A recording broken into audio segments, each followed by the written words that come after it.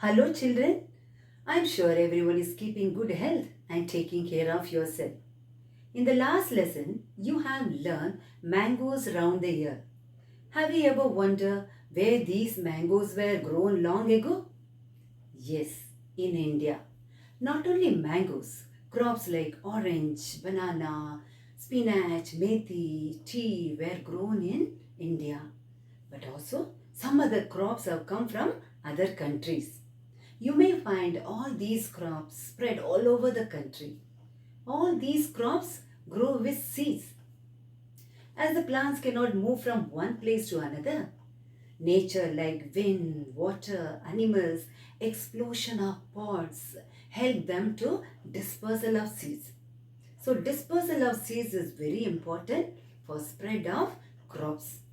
Now you'll come to know what I am talking about. Yes.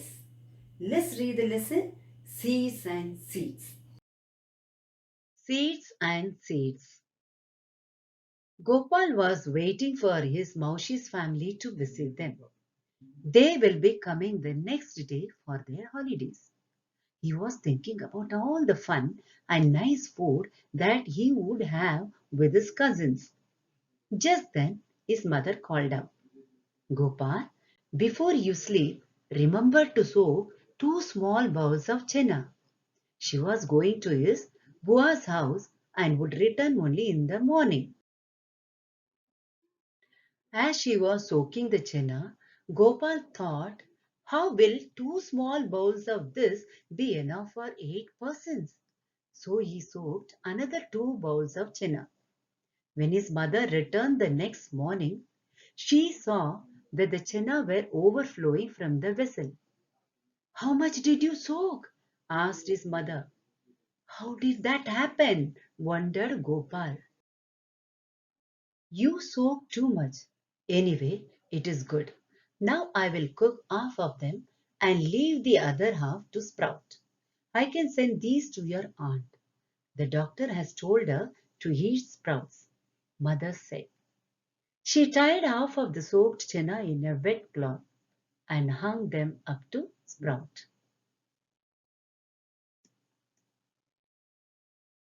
Now let's discuss what things are soaked before cooking in your house. Why? Following things are soaked before cooking: chana, moong, dry pea, rajma, soya bean, pulses, rice, etc. These things become soft after soaking. This makes it easier to grind them and to cook them. This helps in saving time and energy. What things do you eat after sprouting? How are they sprouted? How much time does it take? We eat chena, moong, etc. after sprouting. They are soaked in water overnight. Then the water is drained out and they are kept in a basket or suspended in a cloth so that they can get air. Chena takes about 36 to 48 hours to sprout, while moong takes about 24 to 36 hours. Has the doctor or someone you know ever told you to eat sprouts? Why? Yes, doctor has advised us to eat sprouts because they are very nutritious. Do this and find out. Now we will do an activity to find out how the seeds sprout. Take 3 bowls and some chena. Put 5 chena in the first bowl and fill it with water.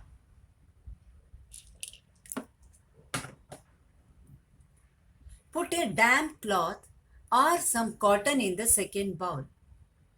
Now keep the same number of chena in it. Make sure that the cotton or the cloth remains wet. Put the same number of chena in the third bowl.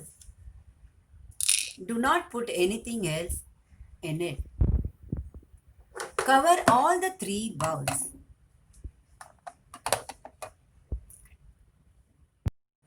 Observe the seeds after 2 days. You will find that Only in the middle bowl seeds have sprouted. The seeds in the first bowl have swelled up in size, and the seeds in the third bowl they are still dry. Now let's note down what we have observed in this activity. Are the seeds getting air? No. In the first bowl, all the seeds are soaked in water and not getting air. In the second bowl, yes, the seeds are getting air. And in the third bowl also, the dry seeds are getting air. Are the seeds getting water? Yes, in the first bowl, the seeds are getting water, and in the second bowl, due to wet cotton, the seeds are getting water. And in the third bowl, we did not pour water, so it is dry.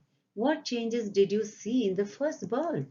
In the first bowl, the chenas have swelled up. In the second bowl, the chenas have sprouted. And in the third bowl, there is no change at all. Have the seeds sprouted? No, in the first bowl the seeds are not sprouted, but in the second bowl the seeds are sprouted. The third bowl also it is not sprouted, it is still dry. Now we will tell and write. In which bowl did the seeds sprout? What difference did you see between this bowl and the other bowls? Seeds could sprout in bowl 2 only. In the bowl 2, the seeds got both air and water, hence it could sprout. On the other hand, in bowl 1, only water was available and hence the seeds could not sprout. In the bowl 3, there was no water and hence seeds could not sprout. Why did Gopa's mother tie the chena in a damp cloth? Gopa's mother tied the chena in damp cloth so that seeds could get both water and air.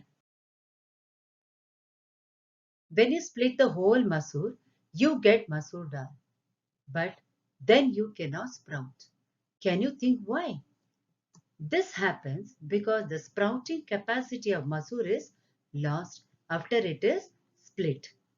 Children, if you keep all the three bowls in the fridge, do you know what happens? The seed does not sprout. This is due to lack of air, water and enough warmth. From this activity, we will come to know that seeds needs water, air and proper temperature. Now let's do the project. Plant your seeds. Take a clay pot or tin can with a wide mouth. So I have taken a coconut shell. If you have a can, make a hole at the bottom of the can. In this coconut shell, I have made a hole. Then fill your can with soil. So I have filled with soil. Put 4 or 5 seeds of chena and press them gently and spray some water and observe every day. So you can plant any seed such as mustard seed, fenugreek, methi, coriander. I have planted some seeds like green gram. See how it looks, and fenugreek plant and mustard seed. It grows very fast and it's also about to dry. So, and every day you measure it with the scale or the measuring tape if you have. So, unknowingly you are learning the maths also, isn't it, children? So, the process by which the seed starts to grow with the seedling is called germination. So, children, to grow the crop, how much effort we have to take? Am I right? So imagine about the farmers. To grow a huge land, how much hard work they have to put. So isn't it our duty to respect farmers too? Now you have observed how the plants look above the soil, and this is called shoot system. And down the soil is called root system. Now look at this plant. I mean this is a chena plant. Okay. So down, see the root how it come out. This is one big plant. Above the soil you can see the plant how it looks. and the chenna is there still. Okay, children. Now, for the better understanding, you observe a small video clipping.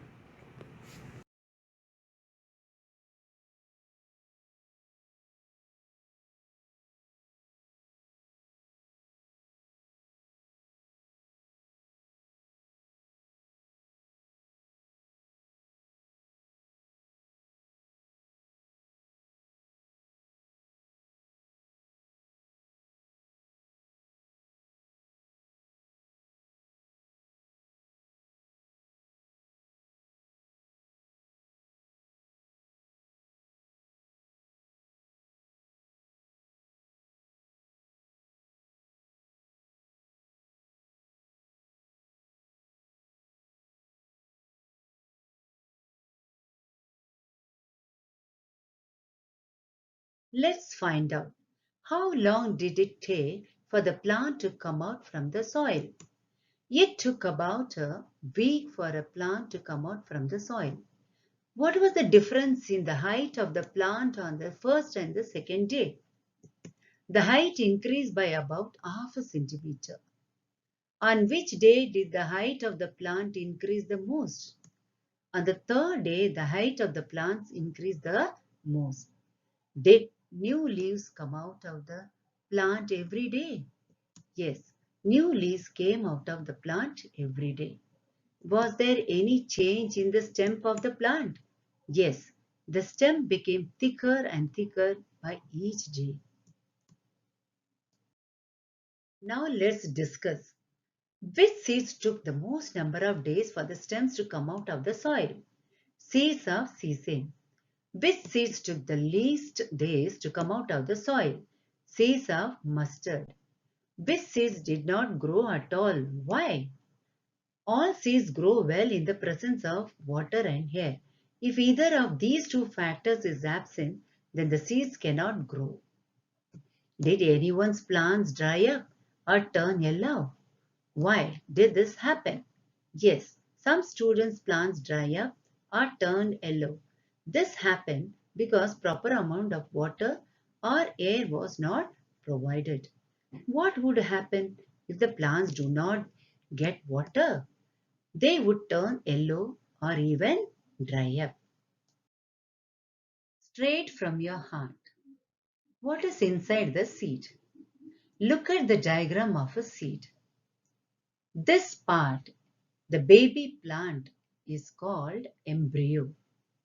The outer coat is called seed coat and it protects the seed.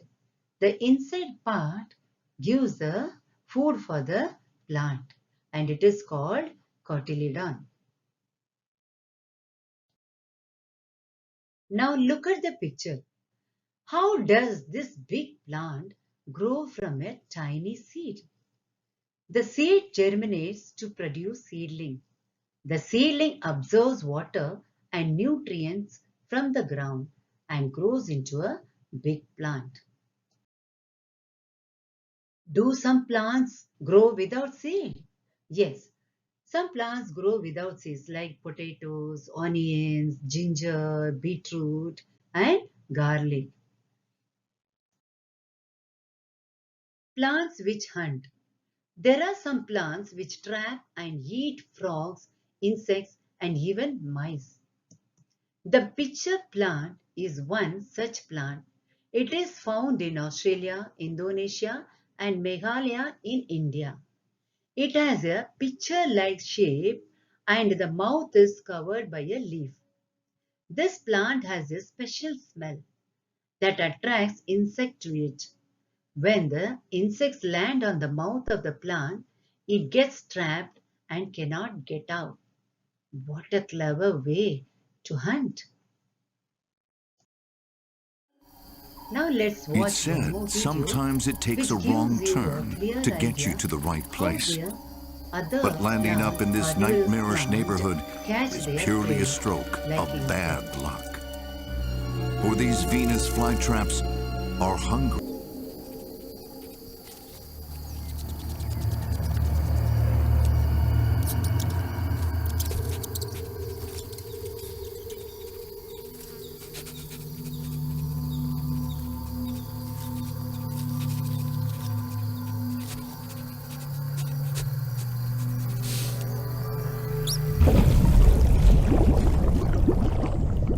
victims die by drowning,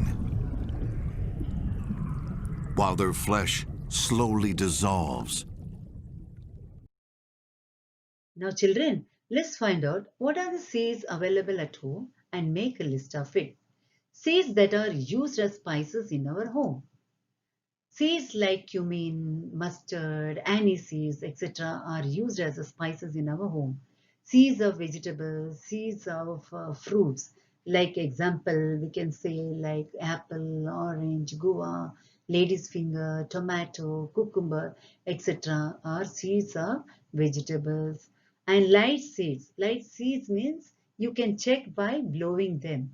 Seeds like elachi, sesame, jeera, mustard seeds are very light in weight.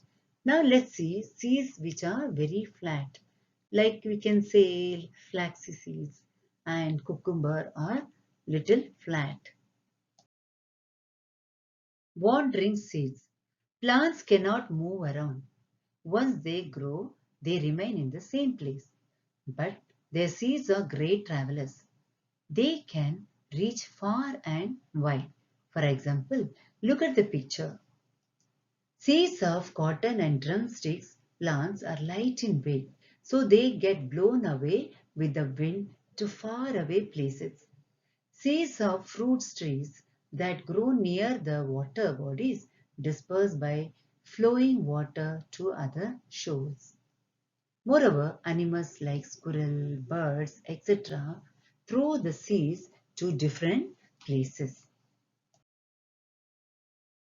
How the idea of Velcro came to George Mestral. This happened in 1948.